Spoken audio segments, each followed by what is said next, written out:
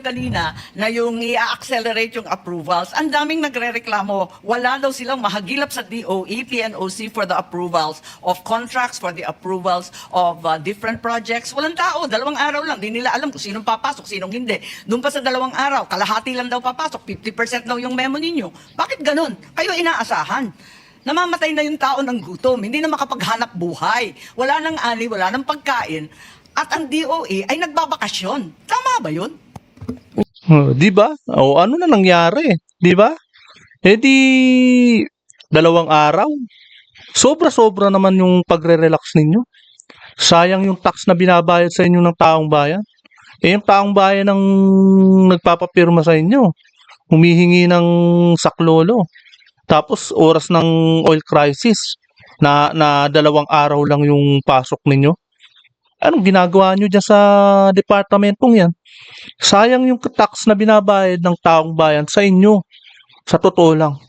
Mr. Chair, hindi po nagbabakasyon ng DOE. I mean, we work from 8 Nako, sinungaling. Sa totoo lang. Eh booking na siya rito pero todo deny pa rin ang sinasabi niya.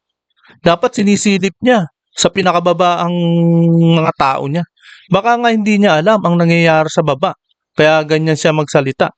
to 8 in the evening, doing meetings and doing everything that we can do just to keep our country sufficient in supply and monitor the prices. All of them are working even harder now than we kahit ano. Dapat lang. But how does DOE manage the crisis if half of its personnel is away? Kahit i-zoom mo pa yan nakatakot-takot, kung nangangalahati lang at 2 araw lang, yan lang talaga maaasahan. Anong klase yan? Lahat ng gobyerno, 4 na araw. Ang sabi ng Pangulo, 4 na araw. Ang private company, wala nang tapang na magsara kahit 1 araw sa nervyos dahil ang sama ng kalagayan natin. Bakit kayo 2 days?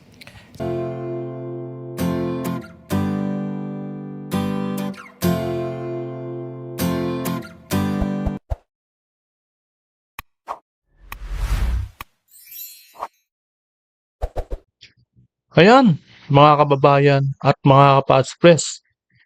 Ayan ang sinasabi ko sa sekretary natin sa Department of Energy na dapat huwag silang papatay-patay sa sitwasyon ngayon. Dahil sa video ito ay makikita kung paano siya mapahiya o ipahiya ni Senador Amy Marcos sa harap ng publiko. Dahil sa sinabon siya ni Senador Amy Marcos. Di ba?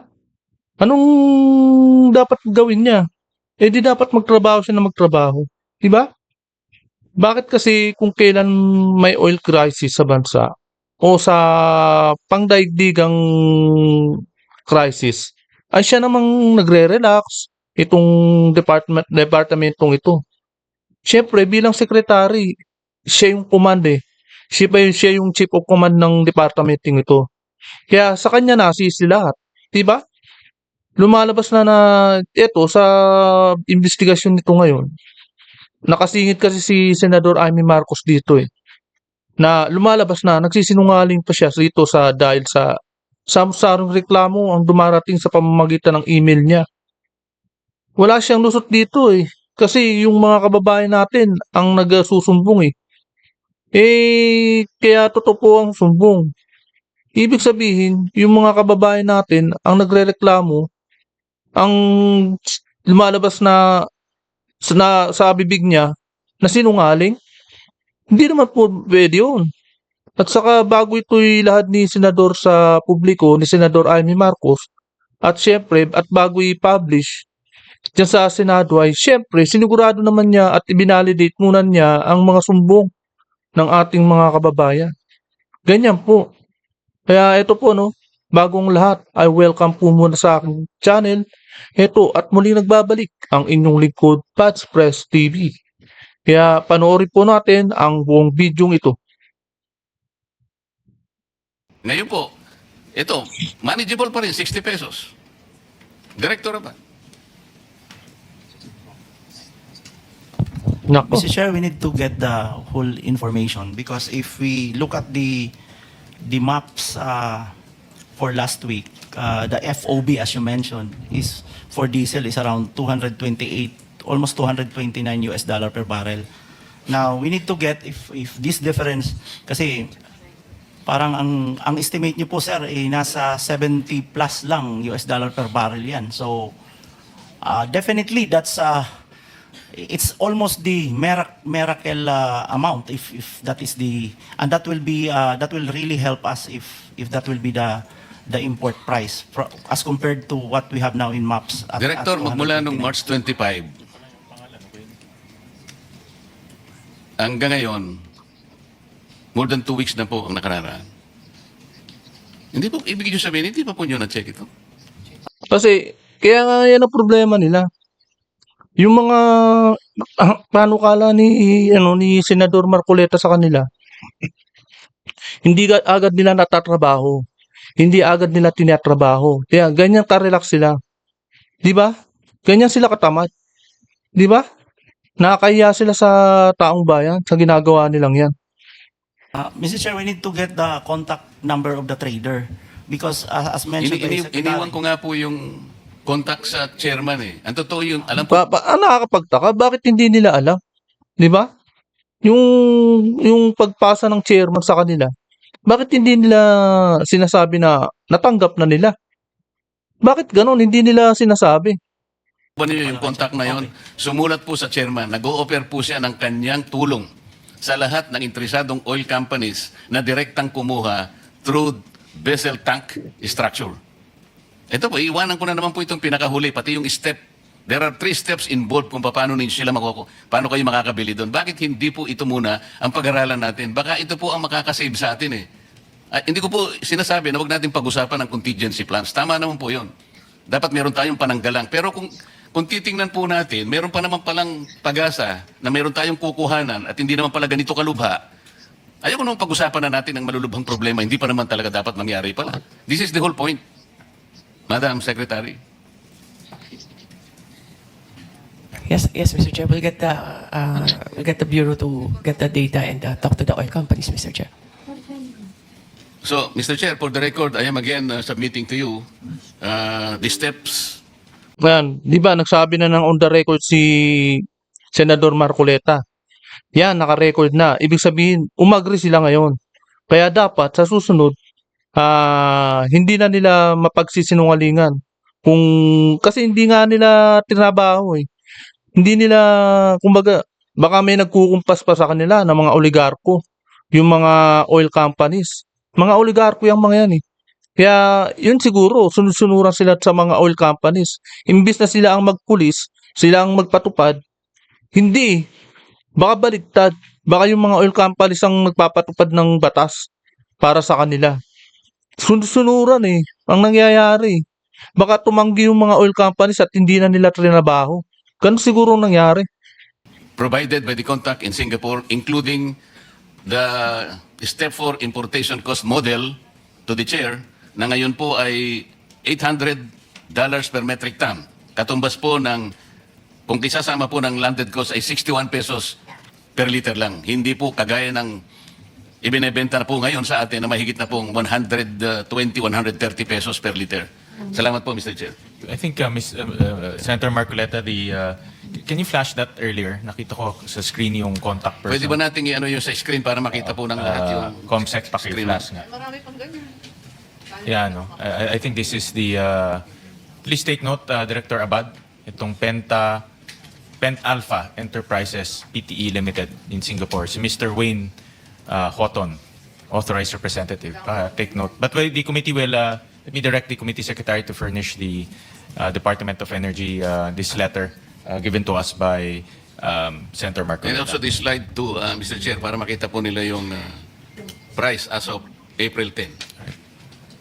Ayan po. Madya-check po ninyo dyan.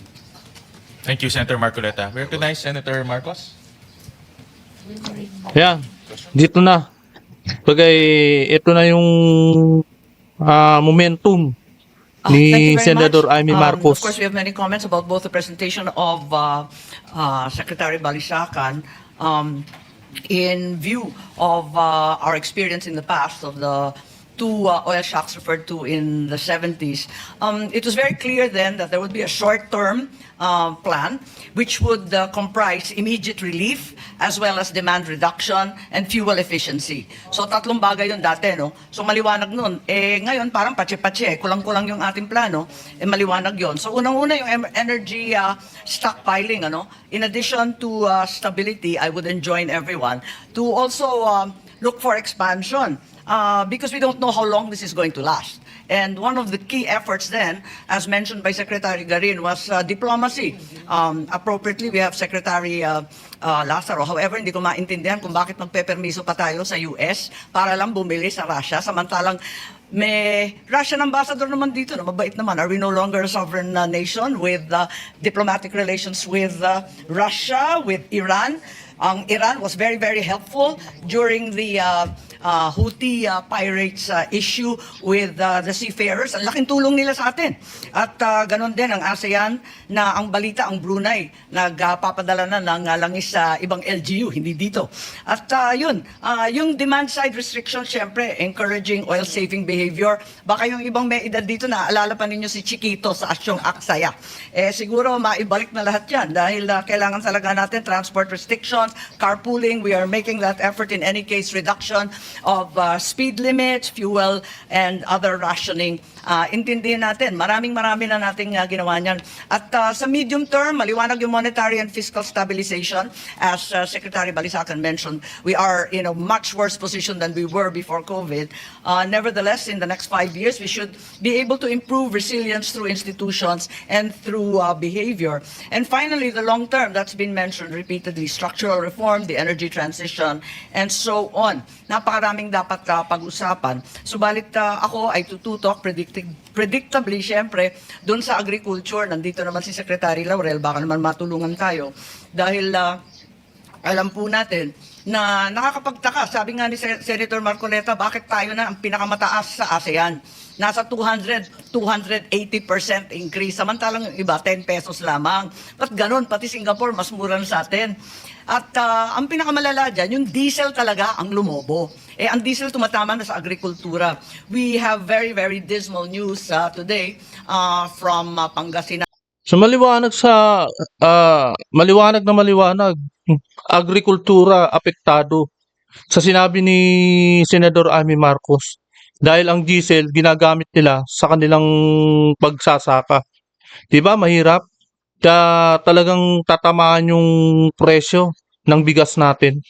Hindi lang sa sa agrikultura Lahat baka gumagamit ng diesel From our fishing coastal areas, from Palawan, Zamboanga, Jensan. At ang sabi nga sa Soxargen, 1 to 2 weeks talagang patay na kami.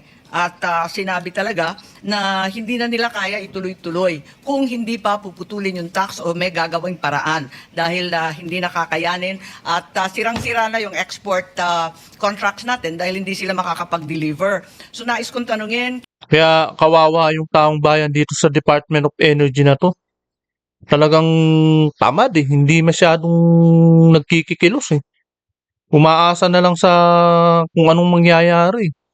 Parang umaasa sila na may babalik pa at hindi tapos na yung gera. Ganun ang sitwasyon paano yan kung magtagal ang gera, di ba? Hindi pa rin sila kumikilos. Kaya nga yan, sinasabi ni Senador Amy Marcos. Kay Secretary Laurel, mukhang wala naman kayong presentation. Ang Yung pa, daing walang nila, presentation. yung second oil importation ng 320,000 barrels, makakakuha ba ang fishing sector dito? Kayo ang expert sa fishing.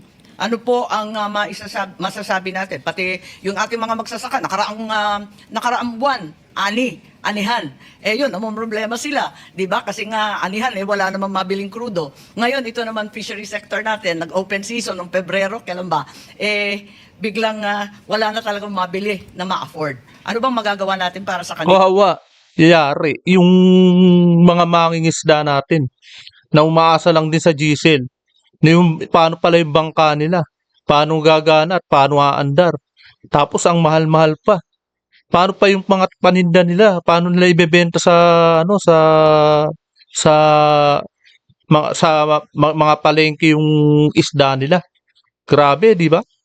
Isa yan sa mga sa sample na mga pagdadaungan na problema ng mga mangingisda.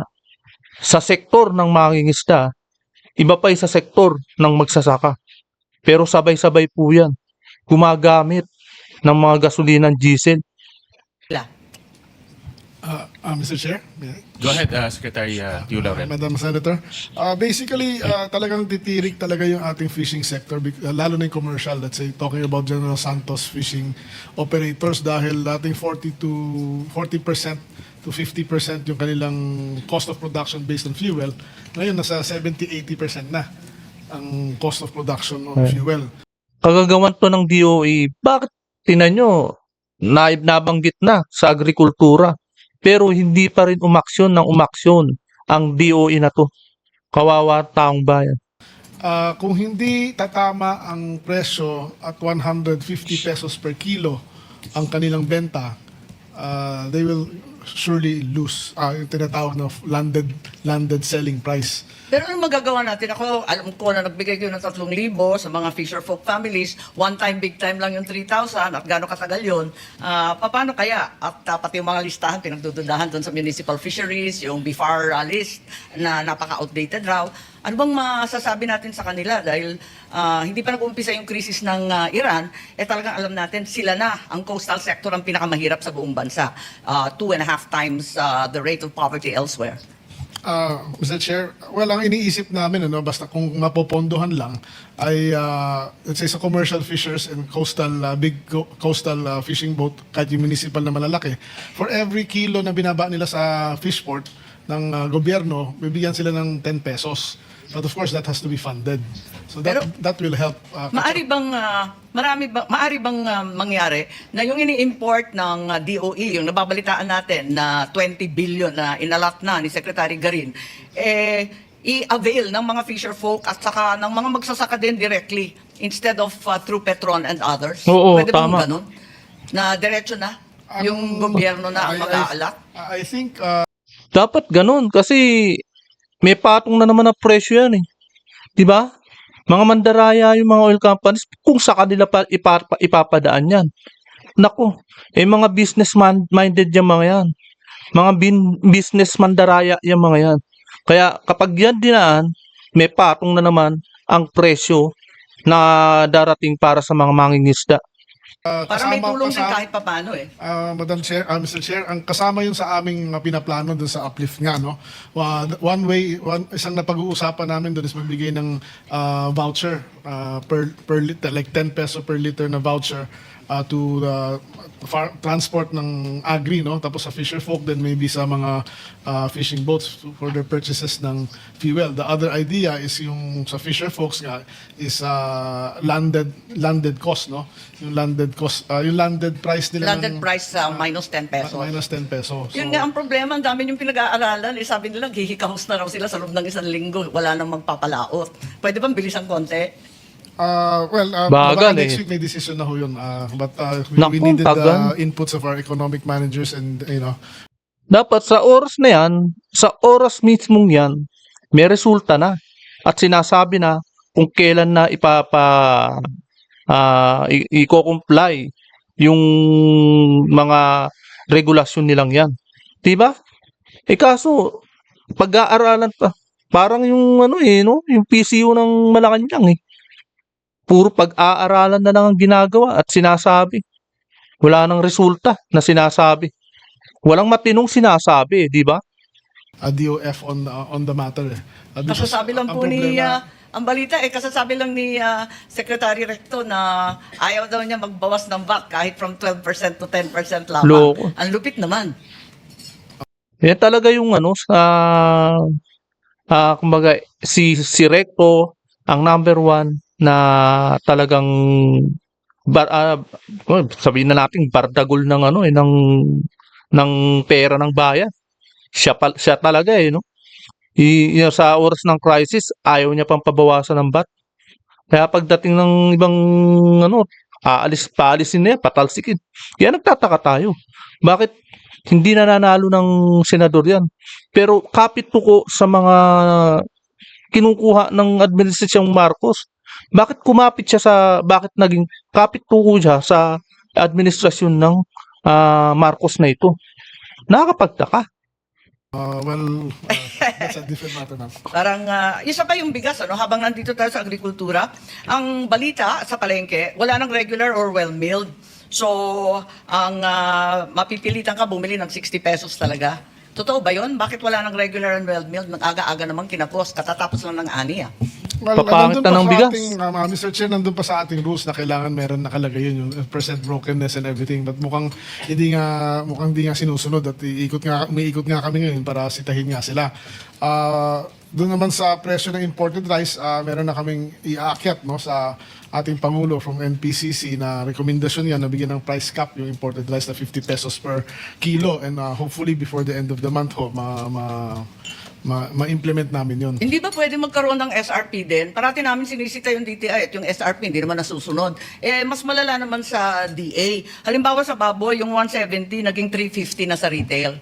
Ang laki ng Linobo, 170 pesos, yung live, ano? Ngayon, 230 na, yung live. Wala bang SRP dyan, tulad ng sinasabi ng ibang senador? Bakit naman lumulobo dito sobra-sobra sa ibang bansa, hindi naman ganito? At saka bakit yung DA, wala namang control dyan? Mr. Chair, basically, yun ang pinakamalaking problema namin sa DA. We can only impose or catch or kung under the Price Act, kung SRP or MSRP, technically, we have no power even to nasitahin sila. Kaya yun din isang request ko na baka pwedeng may legislation tayo na especially in emergency, na the DA can do price controls on certain agri-goods. Pero in the meantime po, ang tindi ng inyong registry and supervision over retailers, market vendors, markets, may magagawa naman siguro kayo. Hindi naman pwedeng sabihin may kulang sa batas, tapos na. Sa ngayon, Mr. Chair, wala kaming magagawa dahil wala pa yung bagong Rice Act that will actually empower us to have all the... Maski yung uplift, may emergency powers, hindi pwedeng sitahin yung mga nag-overprice ng labis-labis sa palengke. Under the law, mukhang sa analysis namin, wala din kami enforcement. Ako, hindi ako naniniwala. Baka yan ang paniwala sa DA, pero naniniwala ko may uplift na, may emergency na, pwede na tayong pakialaman. Hindi naman Oo. Pwede na nilang yan. Anong pakialaman? Pwede na nilang hulihin yung mga nag-overprice na yan. Ano bang silbi ng DA na yan? 'Di ba? Sila yung may jurisdiction sa pagkursino ang lumalabag sa mga presyo eh. Napakahina naman ng DA na to. Secretary na to. mayon. Pero sige po, ma'am. I will tignan do po more natin research. yung uplift po. Napaka-late. Nung February 28, ano na ba date ngayon? April 13, andito pa rin tayo, pinag-aaralan pa rin lahat. Mabubulag po tayo sa kakaaral. Salamat po. May I call on Hans Kakdak, please, the Secretary for Migration. Yes po, ma'am. Yes, ang balita, marami na rin nakauwi. Narinig namin na nagkaroon ng flight from the Emirates and another flight from Dubai. Tama po ba? Yes po, ma'am. We had an 8 charter and one arriving this afternoon.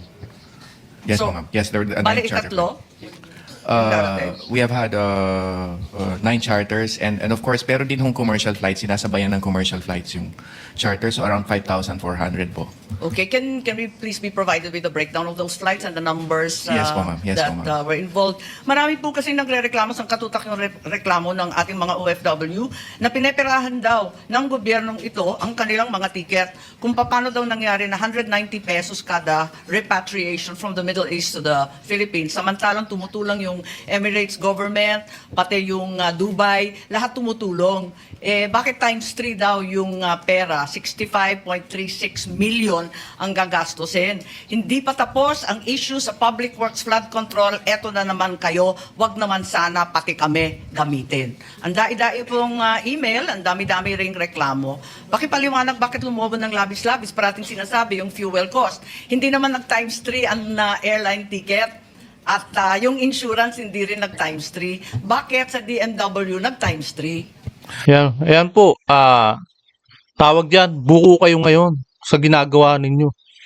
Naghihirap na nga ang taong bayan at nagkakaroon na ng oil crisis. Ganyan pa rin ang nasa isip nyo na walang iba kundi mangurakot pa rin. Talagang sarili nyo ang iniisip nyo. Ma'am, yung pong charter ticket per person runs up to a range of 96,000 to 127,000 per person.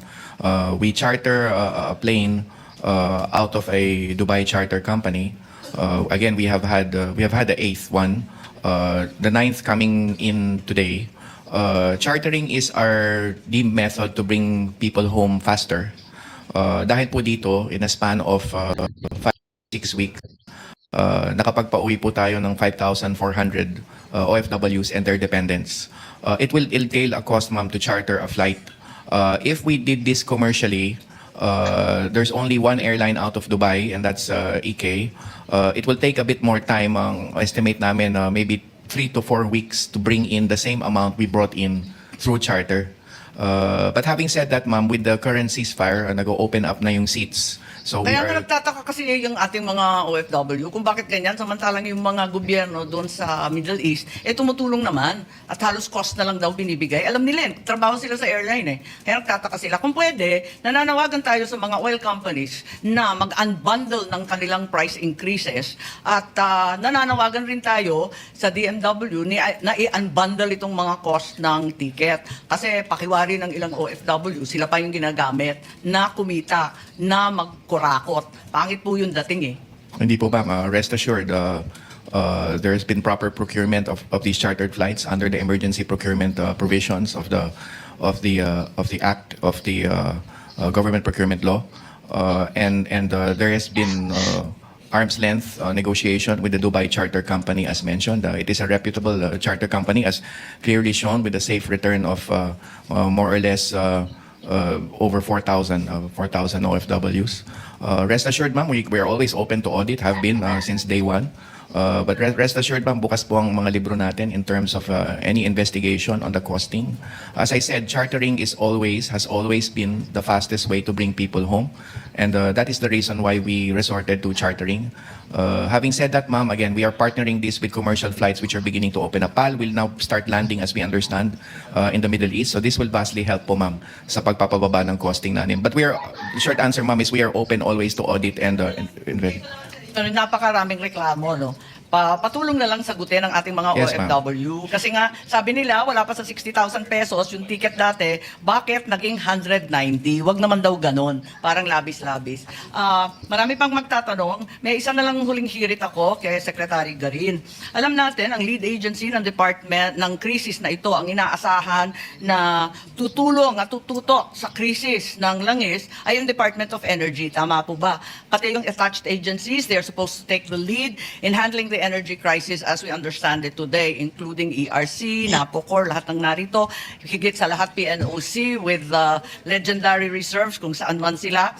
And this is stated in your mandate. And the President also wrote that, in fact, there would be a cutting back in government agencies to 4 days. However, I am in possession of Department Order DO 2026-03-0006,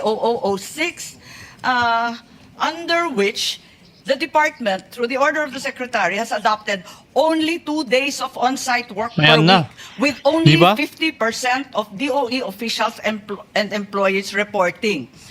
And the rest is all work from home. In comparison to Memo Circular 114, they were mandated for a 4-day on-site work arrangement. Our private companies, in order to make a living and to stay above water, have chosen to stay on-site 5 days. Hindi sila nagbabawas. Only a few companies like Del Monte and Aboitiz, nagbawas nga, Monday naman to Thursday. Ang DOE, 2 days lang. Tama ba yun? Parang wala kayong urgency sa katawan, ayos lang. Can you please explain the rationale for this madness? At nagagalit ang tao, 2 araw lang kayo magtatrabaho sa harap ng krisis? Mr. Chair, work from home doesn't mean that we don't work, ma'am. We work every day. We meet every Yan, no? Napapansin nyo ba? Parang hindi na natutulog tong sekretary na to, di ba? Tingnan nyo ang itsura. Di ba? Parang kaya siguro nagdadalawang araw na lang ang pasok Stress na sa kaisip. Di ba? Ayan. Wow. Problema. Problemado oh. Tingnan nyo.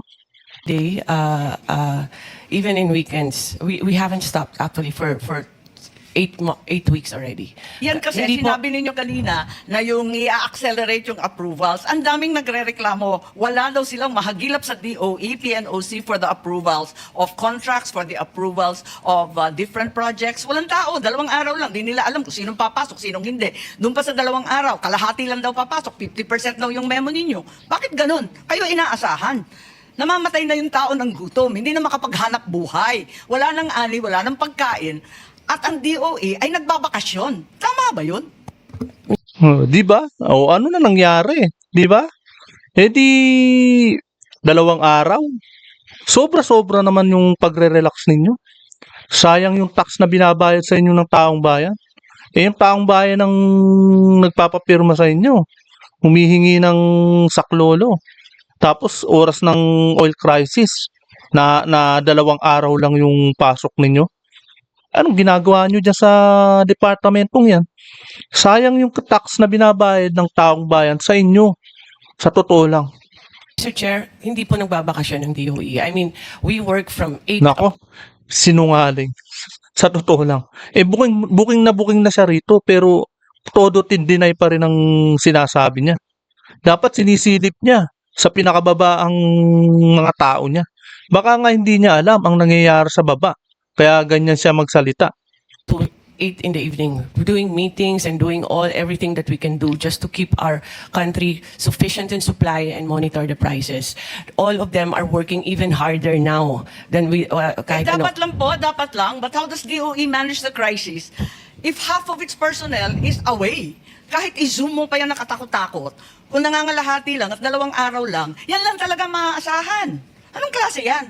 Lahat ng gobyerno, 4 na araw. Ang sabi ng Pangulo, 4 na araw. Ang private company, wala ngang tapang na magsara kahit 1 araw sa nervyos dahil ang sama ng kalagayan natin. Bakit kayo 2 days?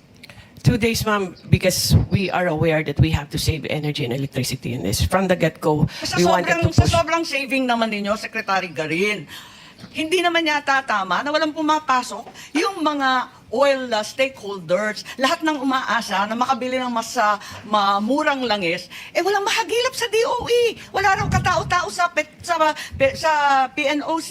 Wala daw tao sa ERC. Ano ba ito?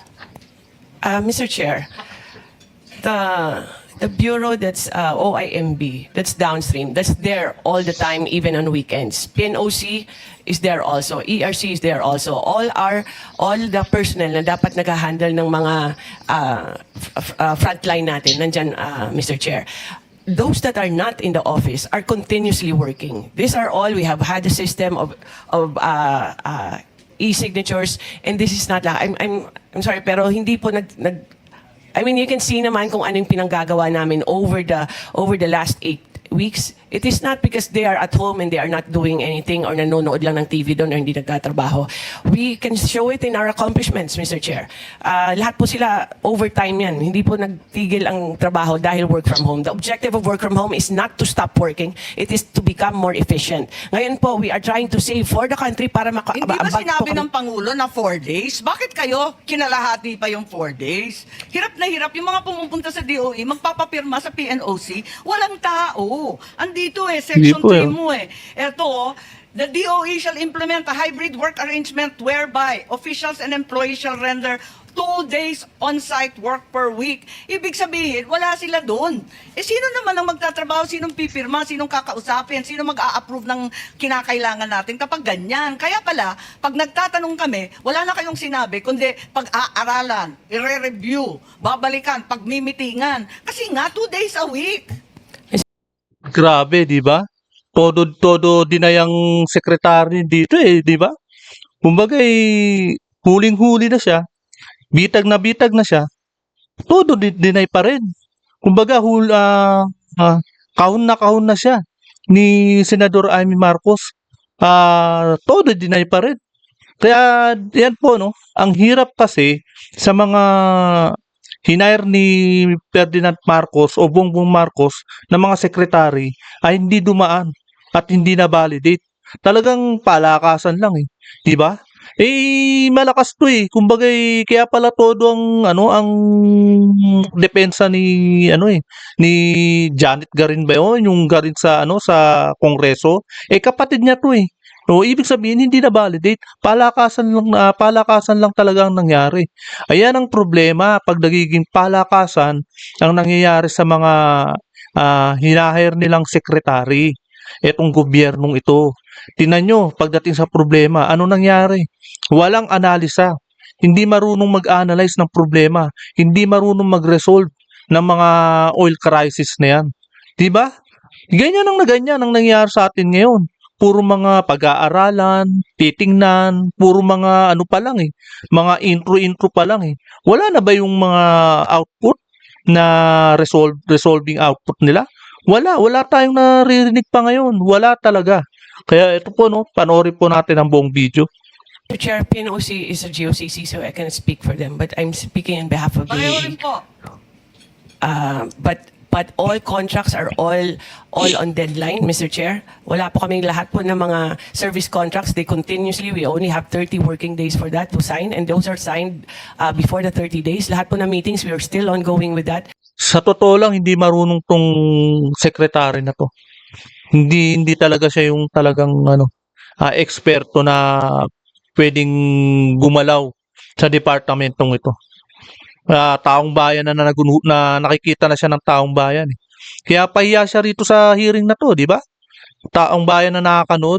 O di may masasabi talaga ang taong bayan dito sa secretary na to. Even our oil companies, our bulk distributors, everyone po, minimit po yan. Wala pong tigil po yan.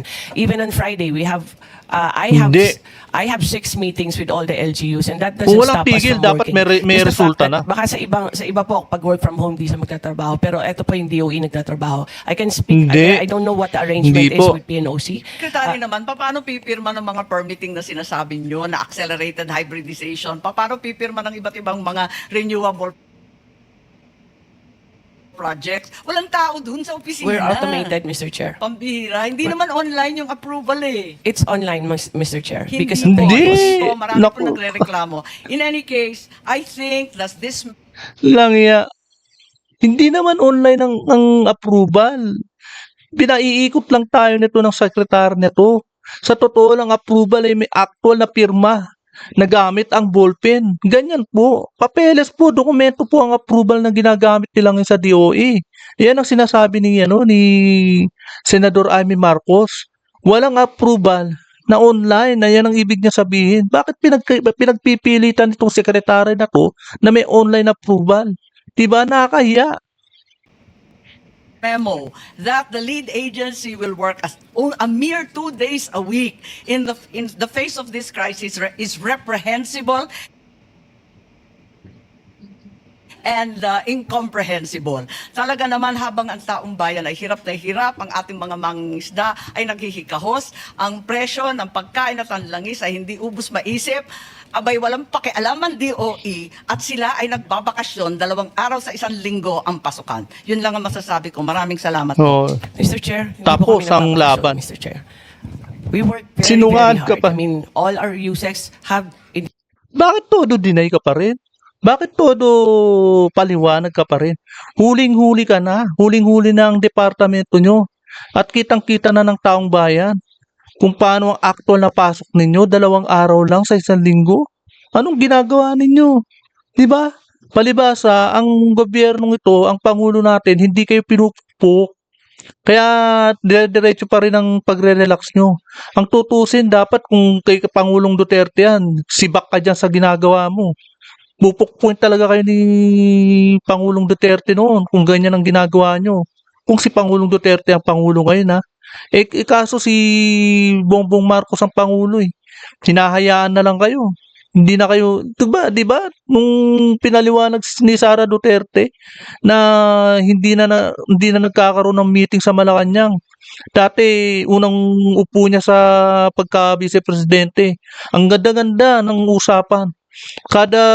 Hindi ko lang kung kada linggo araw-araw ang meeting sa magpupulong ang mga sekretary sa Malacanang. Ngayon walang nangyayaring ganun Walang nangyayaring meeting sa Malacanang at walang updated ang mga sekretary sa Pangulo.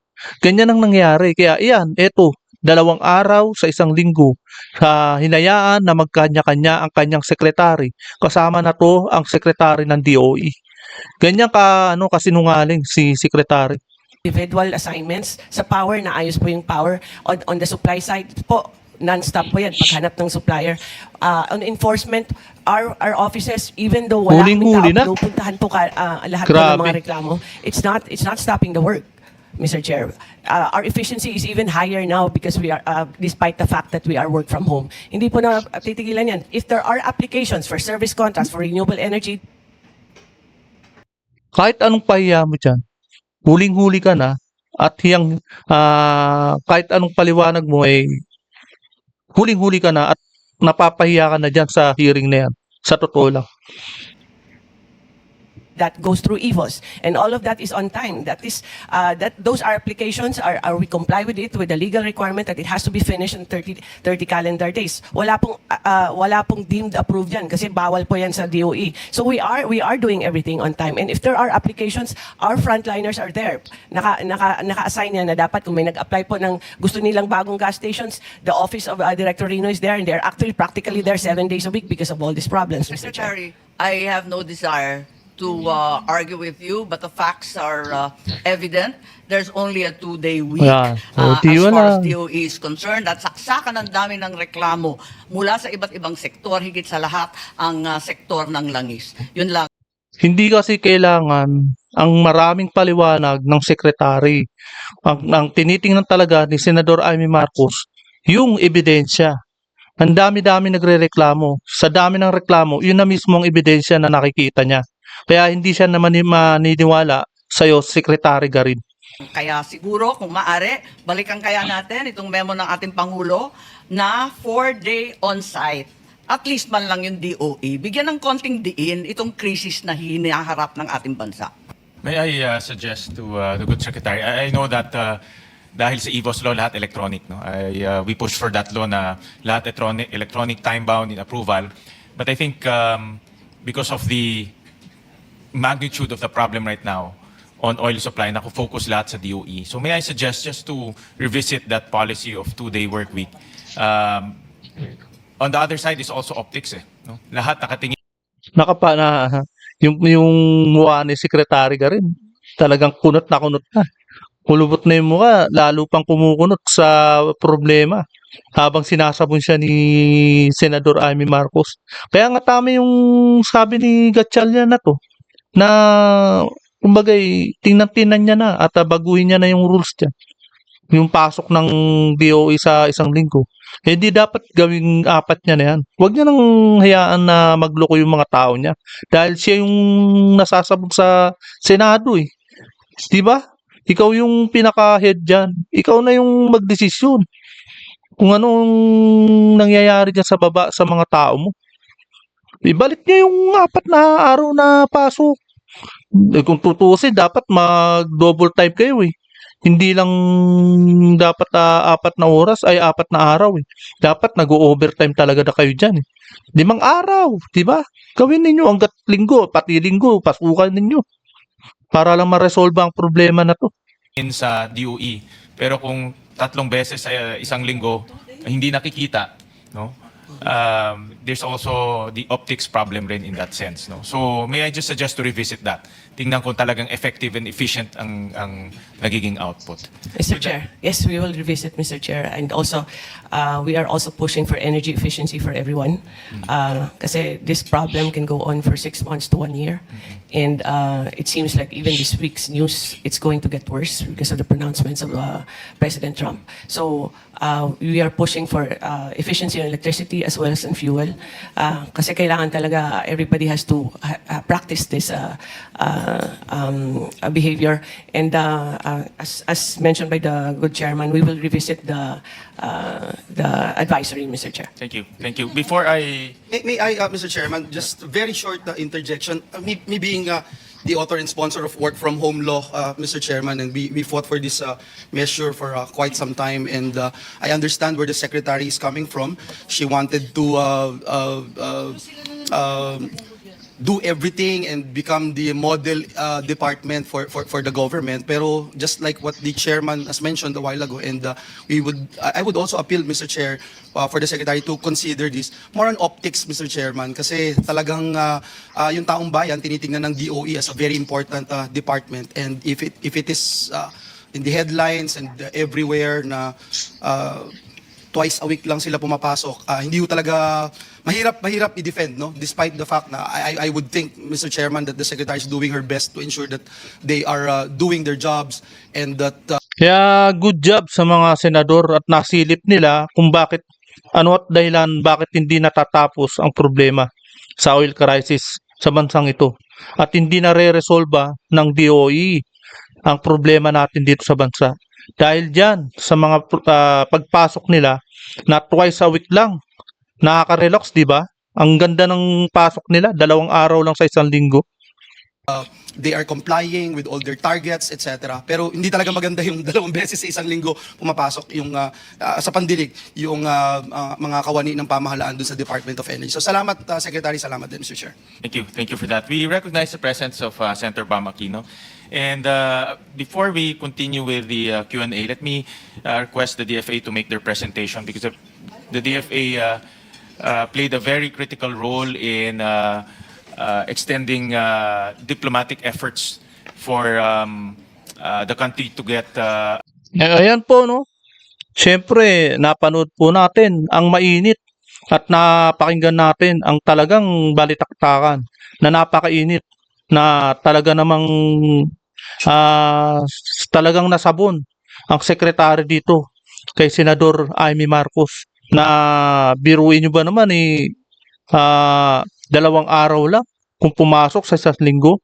Pasok pa ba ng talagang ano yan? At tanong dyan yung 2 araw na yan sa pasok sa isang linggo, makakaresolba pa ba ng problema sa bansa yan? Diba? Samantalang kayong taga-DOE sa department niyo, kayo ang inaasahan. Dahil nga sa ang problema natin ay hindi hindi pangbansa lang. Pang daigdigan ng problema natin Tapos ang pasok niyo 2 araw lang. Di ang sama, di ba? Kaya yan po, dahil sa nakatikim ka, si Secretary rin nakatikim ng sabon at sermon mula kay Senador Amy Marcos. Dapat lang mangyari sa inyo yan. Kung hindi kayo pukpukin, hindi kayo kumikilos. Imagine, kaya nasisilip kayo dyan Kaya mabuti at yan ang nasilip na pagpasok pa lang. Paano makakapag-resolve ang 2 araw lang ang pasok sa isang linggo? Makaka-resolve ng problema ba yan? Di ba hindi? Kaya eto po hanggang dito na lamang po. At kung hindi ka pa nakakapag-subscribe, please subscribe my channel para lagi kang updated sa bawat upload ko. Maraming salamat po.